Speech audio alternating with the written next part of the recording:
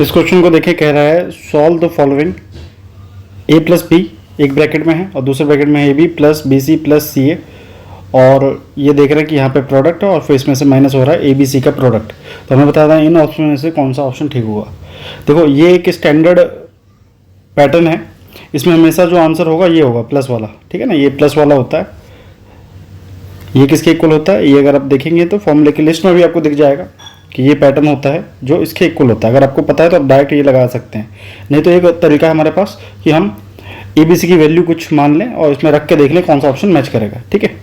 तो अगर मैं ए की वैल्यू 1, बी की वैल्यू को 2 और सी की वैल्यू को 3 मान लूँ, ऊपर वाला है इसकी वैल्यू निकालनी पड़ेगा और फिर ऑप्शंस का भी वैल्यू हमें निकालना पड़ेगा और जो मैच हो जाएगा वही आंसर होगा। तो एक बार देख लेते हैं। अगर यहाँ पे हम देखें ए प्लस बी प्लस सी हो रखा है, मतलब तीनों ऐड हो रखा है, मतलब यहाँ पे हो जाएगा 6 इंटू ए बी मतलब 2 इंटू कर रहे हैं प्लस बी सी मतलब बी और सी को प्रोडक्ट करेंगे तो 6 प्लस सी ए मतलब 3 इंटू 1 प्लस 3, तो ये कितना आ जाएगा 9 इंटू 11, ठीक है।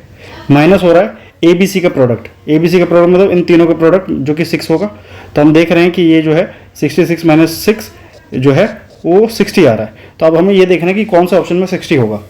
तो अगर हम यहाँ पे देखें ए माइनस बी मतलब -1 इंटू बी माइनस सी मतलब -1 और सी माइनस ए सी मतलब 3 -1 2, तो इससे तो आएगा नहीं, ठीक है। 60 लाना पॉसिबल नहीं है इससे।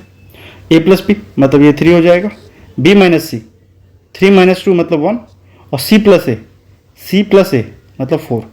अगर हम इनको भी इंटू करें तब भी ये 60 नहीं देगा, ठीक है। अगर हम ए प्लस बी देखें यहाँ पे 3, बी प्लस सी मतलब 5 ऐड करना है ना, और सी माइनस ए मतलब 3 - 1 2।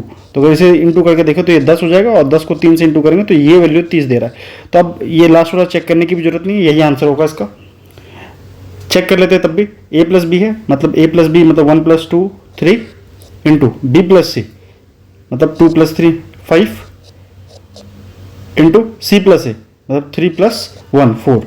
तो इसे अगर हम देखें तो ये हो जाएगा ना 3 × 5 = 15 और 15 चौक 60, तो ये हो गया। इसका मतलब ये आंसर होगा। तो आपको ये पता ही होना चाहिए, आप इसको याद ही रखें तो बढ़िया रहेगा, ठीक है ना। जब इतना आप याद ही रखते हैं फॉर्मूला तो इस पैटर्न को भी आप याद रख सकते हैं कि a plus b plus c, ठीक है, और दूसरे ब्रैकेट में a b plus b c plus c a, और अगर इसमें से माइनस हो रखा है ए बी सी का प्रोडक्ट तो ये हमेशा इक्वल होता है a plus b b plus c और सी प्लस ए के, ठीक है। A plus b plus c plus a के इक्वल होता है। तो बहुत अच्छा क्वेश्चन है। अगर आप मान लो आपको ये नहीं याद है, ठीक है, और दूसरा आप ये भी नहीं जानते कि इसमें हम random value A B C की कुछ भी रख सकते हैं, 1 2 3 रख लेते हैं, ठीक है ना, तो ये क्वेश्चन करना बहुत डिफिकल्ट है, ठीक है। जो बिगिनर होते हैं, जो स्टार्ट करते हैं, उनके लिए ये क्वेश्चन बहुत टफ है, ये पता लगाना कि कौन सा ऑप्शन होगा।